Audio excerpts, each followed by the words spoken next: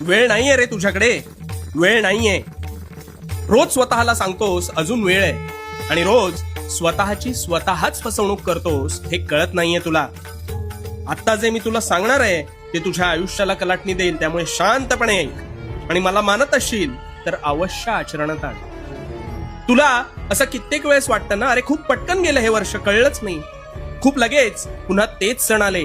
तर हो, या पृथ्वीचा वेग तसाच आहे, पण तुझ्या कार्याचा वेग मात्र मंदावलाय हे तू विसरतोस.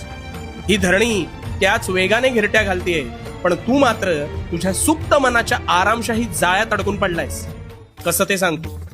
तू ठरवतोस उद्यापासून अमुक एक गोष्ट चांगली करू, पण तो उद्या काही तुझ्या आयुष्यात उजाडत नाही, आणि जरी उजाडला तरी परवा तुझा तोच संकल्प संपुष्टात आलेला असतो.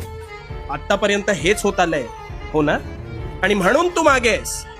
अरे वेळेचा वेग तोच आहे, पण तुझ्या कार्याचा, हालचालींचा वेग मात्र मंदावलाय, आणि म्हणून तुला वेळेचं भान राहत नाही. आधी तुझ्या ऐशोआरामी मनाचं ऐकणं बंद कर, ते तुला तात्पुरता आनंद देईल.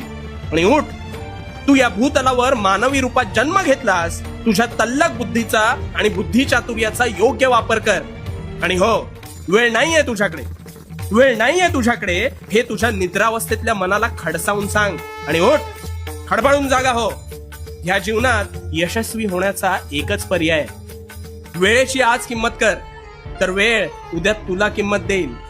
आणि सातत्य ही तुझ्या कार्याची गुरुकिल्ली आहे. त्यामुळे एका फटक्यात हाती घेतलेलं कार्य कधीच संपन्न होणार नाही. पडझड होईल, होऊ दे, पण थांबू नकोस. सातत्य ठेव, तू सफल होणार हा माझा विश्वास आहे. आणि भिवू नकोस, भिवू नकोस, कारण मी तुझ्या पाठीशी आहे. भिवू नकोस, मी तुझ्या पाठीशी आहे.